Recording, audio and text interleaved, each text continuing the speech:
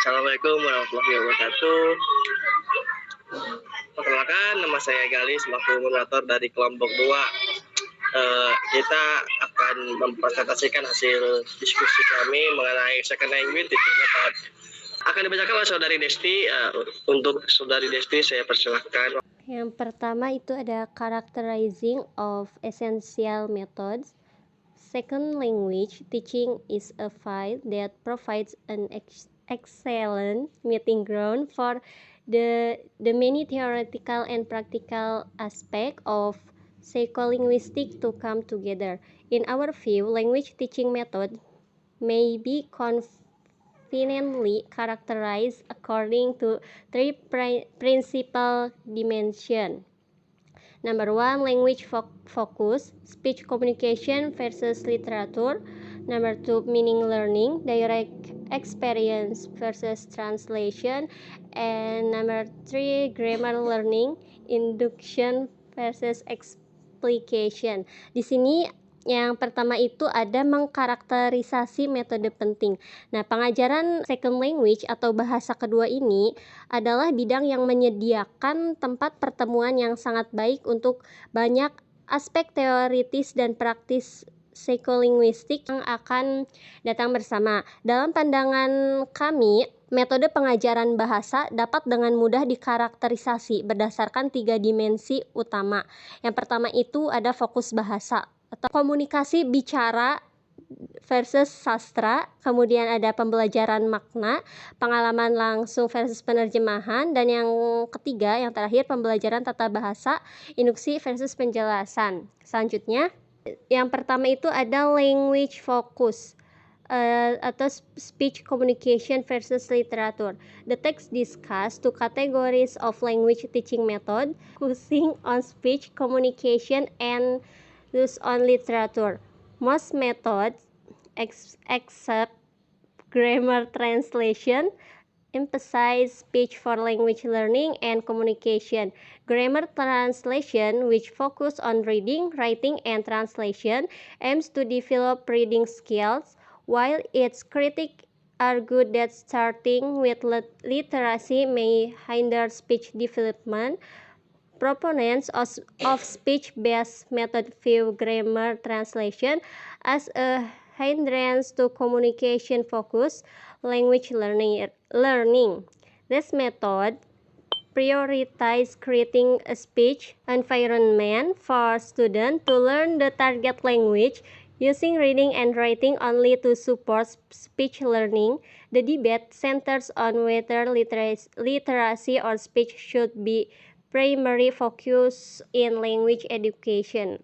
Nah, di sini ada fokus bahasa atau komunikasi bicara dengan sastra. Nah, teks ini membahas 2 kategori metode pengajaran bahasa. Metode yang berfokus pada komunikasi bicara dan metode sastra. Kebanyakan metode, kecuali tata bahasa terjemahan, menekankan ucapan untuk pembelajaran dan komunikasi bahasa. Terjemahan tata bahasa ini berfokus pada membaca, menulis, dan penerjemahan, bertujuan untuk mengembangkan keterampilan membaca. Sementara para pengkritiknya itu berpendapat bahwa memulai dengan literasi dapat menghambat perkembangan bicara. Para pendukung metode berbasis ucapan memandang terjemahan tata bahasa ini sebagai hambatan dalam pembelajaran bahasa yang berfokus pada komunikasi.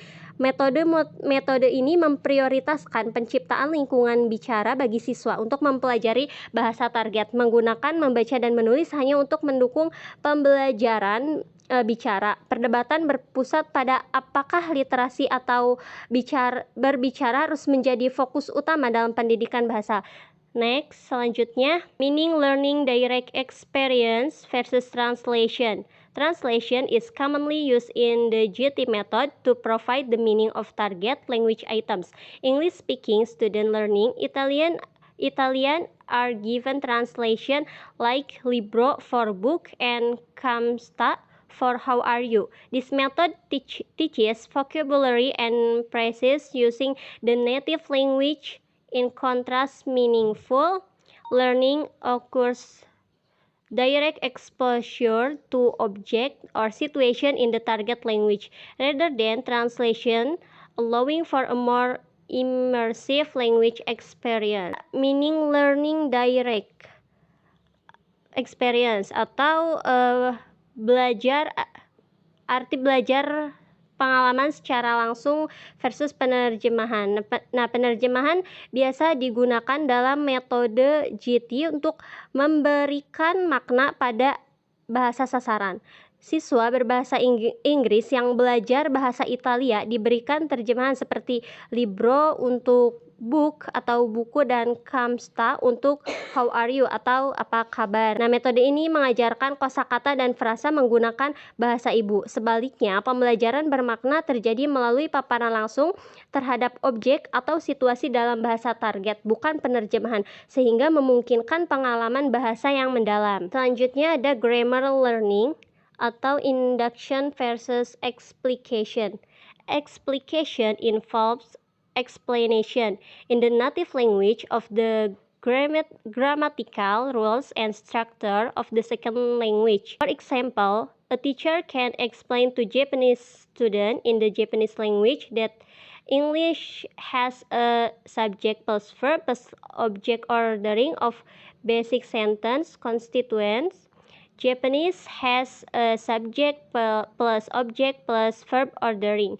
In learning the same by induction, however, students would have to discover the order of constituents on their own.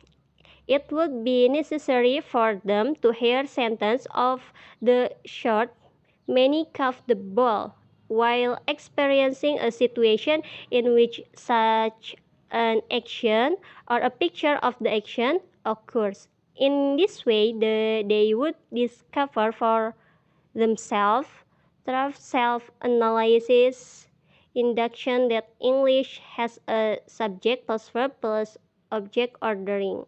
Nah, di sini ada pembelajaran tata bahasa atau induksi versus penjelasan.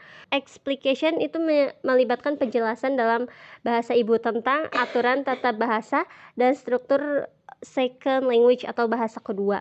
Nah, misalnya seorang guru dapat menjelaskan kepada siswa dalam bahasa Jepang bahwa bahasa Inggris itu memiliki urutan subjek, kata kerja plus objek dari penyusun kalimat dasar. Nah, bahasa Jepang juga memiliki urutan subjek plus objek plus kata kerja. Namun, dalam pelajari hal yang sama melalui induksi, siswa harus melakukannya menemukan sendiri urutan konstituennya. Ini akan diperlukan untuk mereka mendengarkan kalimat-kalimat semacam Mary cuffed the ball ketika mengalami situasi di mana tindakan atau gambaran tindakan tersebut terjadi. Nah, dengan cara ini mereka akan menemukan sendiri melalui analisis diri, yakni induksi. Bahasa Inggris itu mempunyai urutan subjek plus kata kerja plus objek.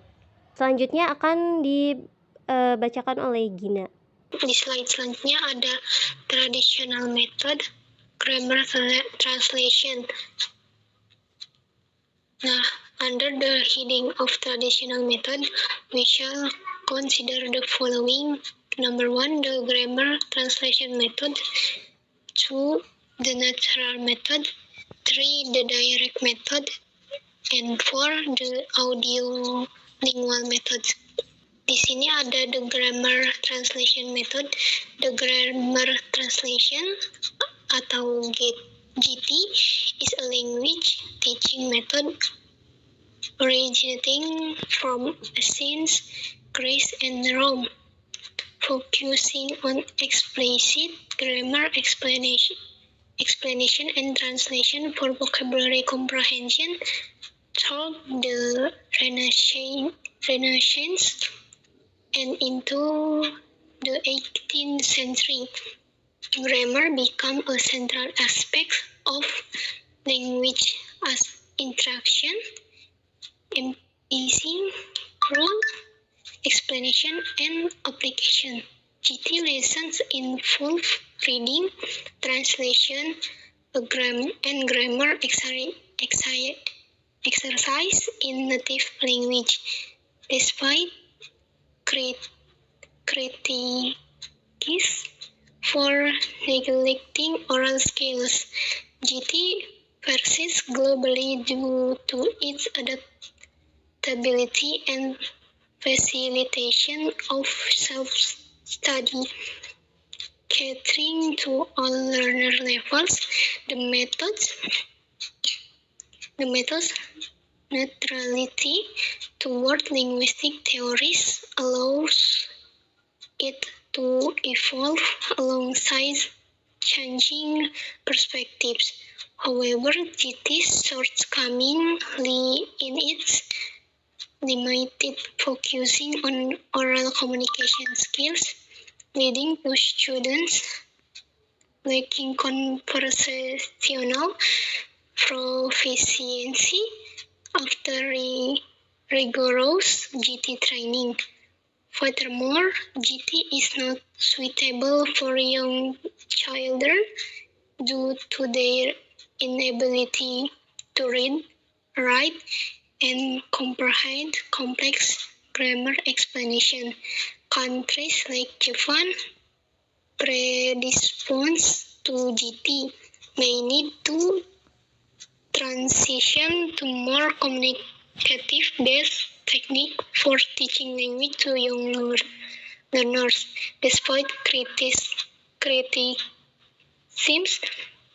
to longevity and effectiveness of GT in imparting language knowledge remain evident, making it a valuable tool in language education.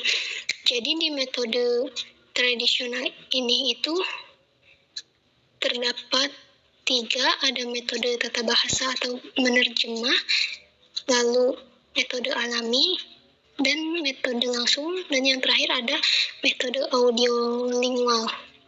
Di metode terjemah tata bahasa sendiri, ini merupakan metode pengajaran yang berasal dari Yunani kuno dan Roma. Pelajaran grammar translation ini atau yang disingkat GT melibatkan latihan membaca, terjemah, dan tata bahasa dalam bahasa ibu. Seperti itu. Namun GT ini tidak cocok untuk anak kecil karena ketidakmampuan mereka untuk membaca dan masih dianggap rumit. Seperti itu. Next slide.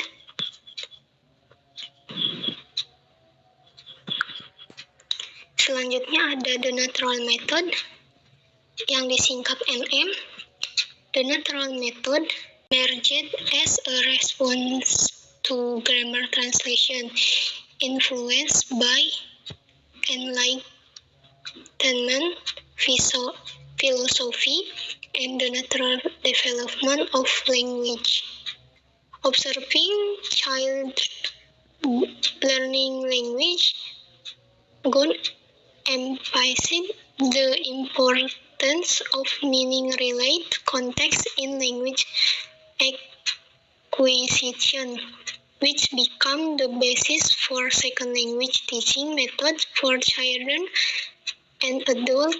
The NM teaching a second language similar to how a native language is acquired, prioritizing speech comprehension and production over grammar instruction. Teaching focus on spontaneous conversation and situational activities using gesture and action to support learning. Jadi di metode alami itu merupakan terinspirasi dari tokoh-tokoh dulu seperti Comenius dan mulai berkembang pada awal abad 19. Mengamati anak-anak belajar bahasa, Goin menekankan pentingnya konteks terkait makna dalam memperoleh bahasa yang menjadi dasar metode pengajaran bahasa kedua untuk anak-anak. Jadi di metode alami ini lebih menekankan pengajaran bahasa kedua yang serupa dengan bahasa ibu mereka, bahasa ibu si anak-anak tersebut, dan guru berfokus pada percakapan spontan dan aktivitas situasional dengan menggerakkan tubuh atau tindakan yang mendukung dengan pembelajaran. Next slide, the direct method. The direct method disingkat DM, developed from the natural method and focus on speech learning, meaning in context, and grammar through induction. DM to improve upon the natural method by incorporating scientific knowledge of linguistics and psychology. DM theorists believe that by applying scientific knowledge, language learning could be more efficient, leading to faster student progress. Like the natural method, DM views learners as thinkings, being capable of understanding abstract language idea. Jadi di metode langsung ini dikembangkan dari metode alami dan berfokus pada pengucapan, pembelajaran makna dalam konteks, dan tata bahasa melalui induksi. Metode langsung ini bertujuan untuk meningkatkan metode alami dengan menggabungkan pengetahuan ilmiah linguistik dan psikologi. Ini menekankan hubungan langsung antara bahasa kedua dan maknanya. Jadi kan awalnya itu dilakukan dulu metode alami, kemudian metode langsung untuk melatih bahasa seseorang. Oke, lanjut ya. The audiolingual method. As of the audiolingual method atau ELM was influenced by the popularity of American linguistic and psychological theories, especially following World War II.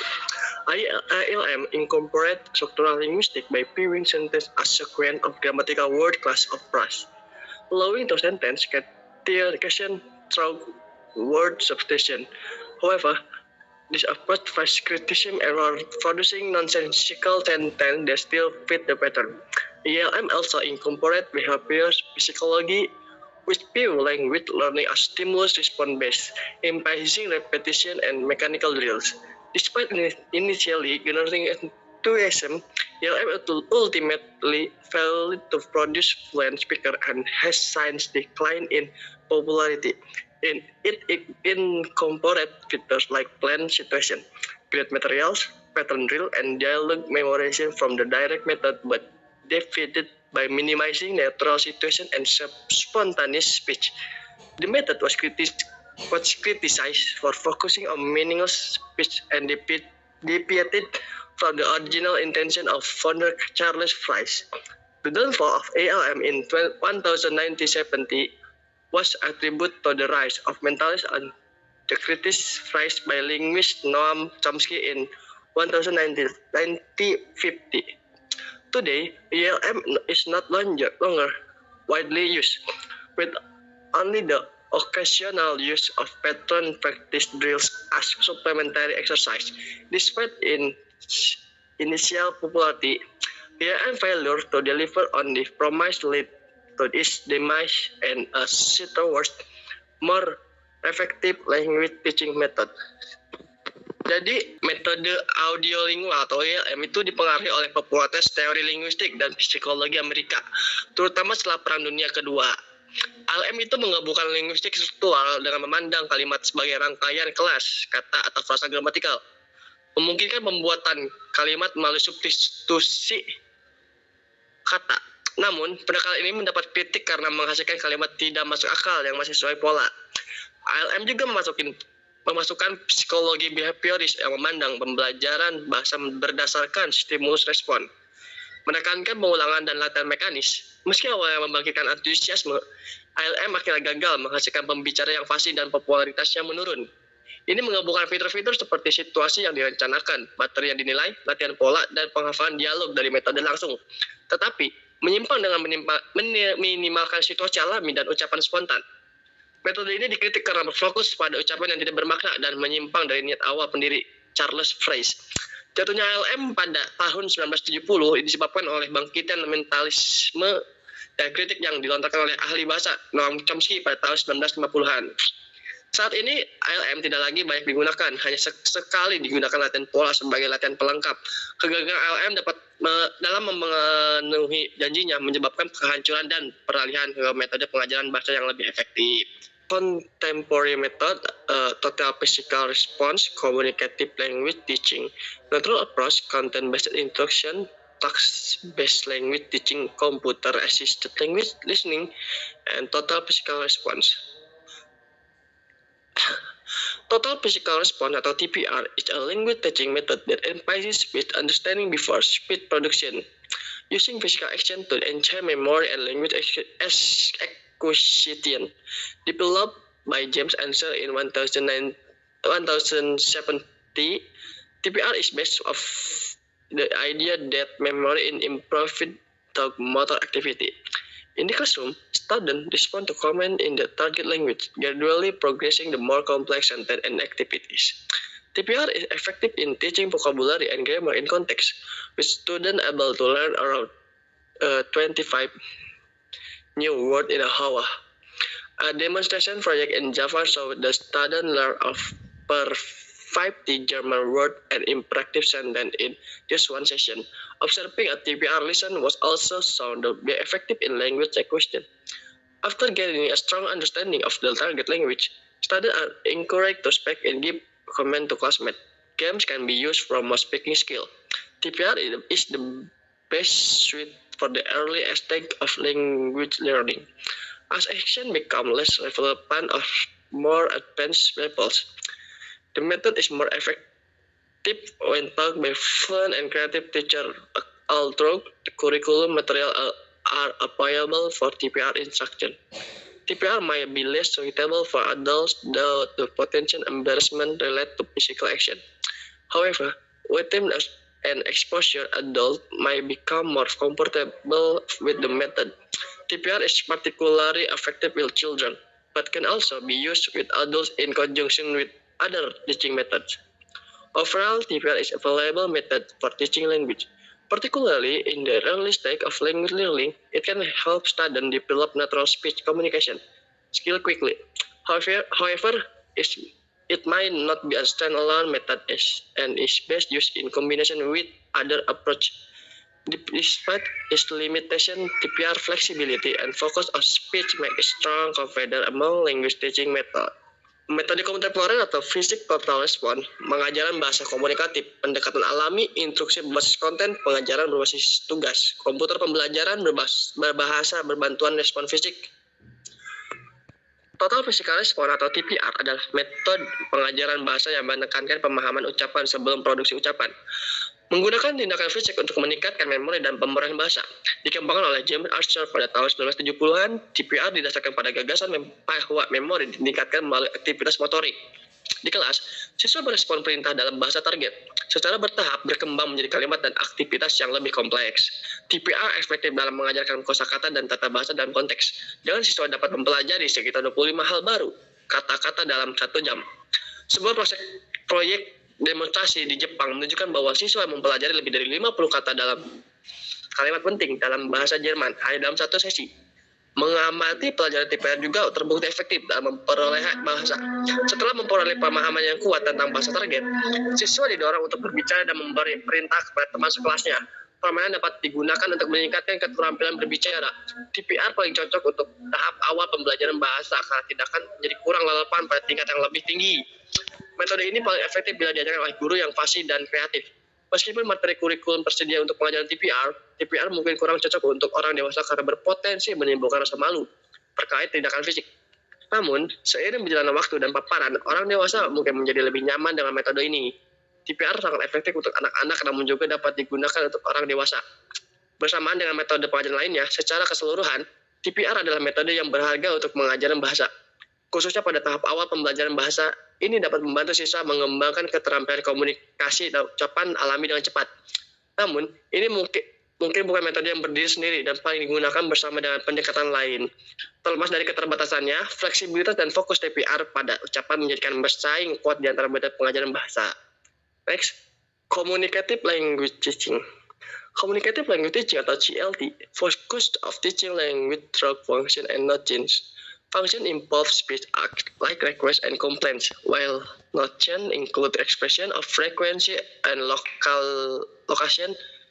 The approach emphasizes communication and real-life situation, allowing for the use of translation and grammatical explanation in the native language if needed. Listen often begin with activation that promote communication, such as dialogue based of everyday situation. The goal is to help a student effectively communicate in various contexts. Teacher might use a variety of techniques, including translation, drilling, and grammar explanation, to assist students in expressing their ideas. CLT is considered of an eclectic approach, drawing of aspects for other language teaching methods like grammar, translation, audiolingual, and total physical response. The main focus is helping students communicate effectively using any means necessary. CLT allows for reading and writing early on. As long as it contributes to communication, it also involves explanation of grammar and the use of translation. In contrast to strictly speech-oriented method, the flexibility of CLT and its focus of communication have made it a popular teaching method, particularly in the United Kingdom, where many of its proponents have influential. So pengajaran bahasa komunikatif atau CLT berfokus pada pengajaran bahasa melalui fungsi dan pengertian. Fungsi melibatkan tindak tutur seperti permintaan dan keluhan, sedangkan pengertian mencakup ekspresi, frekuensi, dan lokasi. Pendekatan ini menekankan komunikasi dan situasi kehidupan nyata, memungkinkan penggunaan terjemahan dan penjelasan tata bahasa dalam bahasa asli jika diperlukan. Pelajaran seringkali dimulai dengan aktivitas yang mendorong komunikasi, seperti dialog berdasarkan situasi sehari-hari. Tujuannya adalah untuk membantu siswa berkomunikasi secara efektif dalam berbagai konteks. Guru dapat menggunakan berbagai teknik, termasuk penerjemahan, penguburan, dan penjelasan tata bahasa, untuk membantu siswa dalam mengekspresikan ide-ide mereka. CLT dianggap sebagai pendekatan eklektik, memanfaatkan aspek metode pengajaran bahasa lain seperti terjemahan, tata bahasa, audiolingual, dan respons fisik total. Fokus utamanya adalah membantu siswa berkomunikasi secara efektif menggunakan segala cara yang diperlukan. CLT memungkinkan untuk membaca dan menulis sejak dini, asalkan berkontribusi pada komunikasi. Metode ini juga melibatkan penjelasan tata bahasa dan penggunaan terjemahan. Berbeda dengan metode yang hanya berorientasi pada ucapan, fleksibilitas CLT dan fokusnya pada komunikasi menjadikannya metode pengajaran yang populer, khususnya di Inggris di mana banyak pendukungnya yang berpengaruh. Natural approach. Communicative language teaching atau CLT focus of teaching students how to communicate effectively. This approach was proposed by Wilkins in the early 1070s, who divided communicative speech into function, or speech acts, and notion. Function involve request, denials, complaints, etc. While notion are a question of frequency, quantity, location, etc. Lesson in CLT often begin with activities that simulate real-life situation, such as greeting a friend or buying something as a shop. That is emphasizing of communication with the situation, with minimal translation, explanation of structure. However, native language aids can be used if needed. CLT allow a variety of techniques in the classroom as long as they facilitate communication. These cases include translation, grammatical explanation, or even drilling phrase multiple times. The ultimate goal is to help students express their idea effectively. In comparison to other speed-oriented methods like the direct method or total physical response, CLT allow for reading, writing, and grammatical explanation. Early on, it also draws from various teaching methods, making it more eclectic and adaptable to different contexts. Overall, CLT is not a rigid method, but rather a flexible approach that focuses on getting students to communicate in any way possible. It has become widely used, especially in the United Kingdom, where many originators and proponents have been influential. Pendekatan alami pengajaran bahasa komunikatif atau CLT berfokus pada pengajaran siswa bagaimana berkomunikasi secara efektif. Pendekatan ini dikemukakan oleh Wilkins pada tahun 1970-an yang membagi tuturan komunikatif menjadi fungsi atau tindak tutur dan pengertian. Fungsi melibatkan pengertian, permintaan, penolakan, keluhan, dan lain-lain. Sedangkan pengertian adalah ekspresi, frekuensi, kuantitas, dan lokasi. Pelajaran di CLT seringkali dimulai dengan aktivitas yang menyimulasikan situasi kehidupan nyata, seperti menyapa teman atau membeli sesuatu di toko. Ada penekanan pada komunikasi dalam situasi ini dengan sedikit terjemahan dan penjelasan struktur. Namun, alat bantu bahasa asli dapat digunakan jika diperlukan. CLT memungkinkan adanya berbagai teknik di dalam kelas selama teknik tersebut memfasilitasi komunikasi ini dapat mencakup terjemahan, tulisan tata bahasa, atau bahkan frasa yang diulang berkali-kali. Tujuan utama adalah untuk membantu siswa mengekspresikan ide-ide mereka secara efektif dibandingkan dengan metode berorientasi ucapan lainnya seperti metode langsung atau respon fisik total. CLT memungkinkan pembacaan, penulisan, dan penjelasan tata bahasa sejak dini. Ini juga memanfaatkan berbagai metode pengajaran, menjadikannya lebih efektif dan mudah beradaptasi dengan konteks yang berbeda. Secara keseluruhan, CLT bukanlah metode yang kaku, namun lebih merupakan pendekatan fleksibel yang berfokus pada upaya membuat siswa berkomunikasi dengan cara apapun yang memungkinkan. Istilah ini telah digunakan secara luas, terutama di Inggris, di mana banyak pencetus dan pendukungnya yang berpengaruh.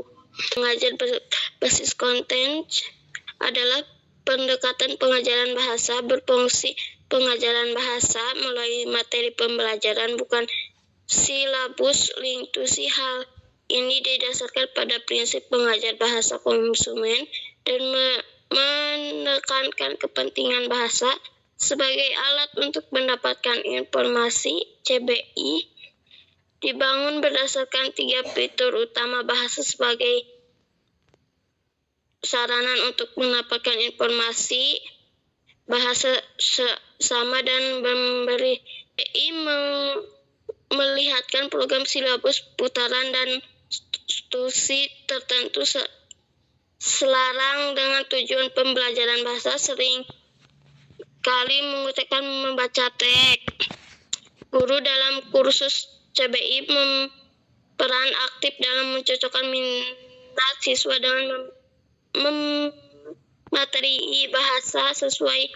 Bagi guru, mempersiapkan kelas CBI dapat menjadikan tentang karena mereka mungkin belum dilatih untuk mengajar mata pelajaran tertentu. Hal ini dapat menyebabkan kerja yang lebih berat dan godaan untuk kembali ke metode pembelajaran tradisi seperti tata bahasa terjemah. Pelajaran bahasa bersaing tugas adalah pendekatan pembelajaran yang fokus pada penggunaan tugas-tugas instruksi sebagai dasar pembelajaran. Sebagai target, tugas-tugas ini melibatkan aktivitas memainkan merangsang komunikasi, mengatur masuk keluar informasi, dan menggunakan materi objektif dan meningkatkan optimasi belajar. Meskipun menggunakan tugas adalah pelajaran bahasa bermanfaat, mendapatkan kritik karena kreasi menurut pendekatan pembelajaran bahasa lainnya. Menurut Richard dan Roder 2001, program pembelajaran bahasa bersaing TBLT belum terlalu berhasil dan klaim bahwa TBLT adalah dasar pembelajaran yang efektif belum berbukti. Terlepas kekurangan, TBLT terus menggunakan dalam pembelajaran bahasa untuk mendorong pembelajaran bahasa yang berkomunikasi keras dan melalui aktivitas menarik. Pembelajaran bahasa pembentukan komputer.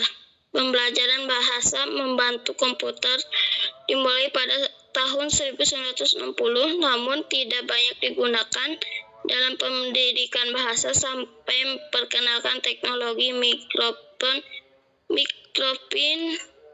dan internet pada awal tahun 1990-an. Hampir tiap pelajar memiliki akses komputer dan perguruan tinggi universitas di Kanada telah digunakan channel di AS. Banyak negara yang menjadikan akses internet yang pendidikan. Sejumlah besar guru menggunakan komputer untuk belajar perencanaan kurikulum. Kalau memiliki kumpulan seperti pelajaran yang memungkinkan pembelajaran secepatnya, mereka sendiri menerima materi yang sesuai, bisa menerima kepastian kelas untuk menambahkan tenaga pembelajaran. Secara seluruh, CLAR saat ini mendapatkan sebagai alat pendukung pembelajaran bahasa hukum sebagai metode utama. Hal ini mempunyai proses untuk meningkatkan pendidikan bahasa, namun diperlakukan perbaikan agar lebih mudah akses efektif. Tujuan harus pertimbangkan dalam pemilihan dari suatu metode. Saat memilih metode pelajaran, penting untuk mempertimbangkan tidak metode sempurna yang menjamin perolehan bahasa dengan mudah. Guru dapat menjadikan pengalaman pembelajaran dan siswa untuk bahasa kedua, baik untuk membicarakan. Guru dapat melihat untuk menciptakan metode pembelajaran bahasa mereka sendiri, persis dengan pembangunan sebagai aspek metode yang berbeda.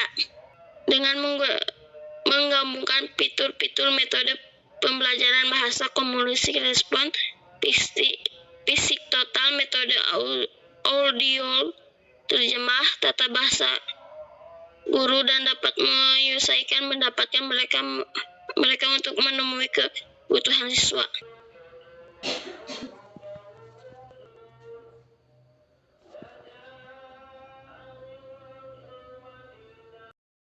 Mohon ditutup. Wassalamualaikum warahmatullahi wabarakatuh.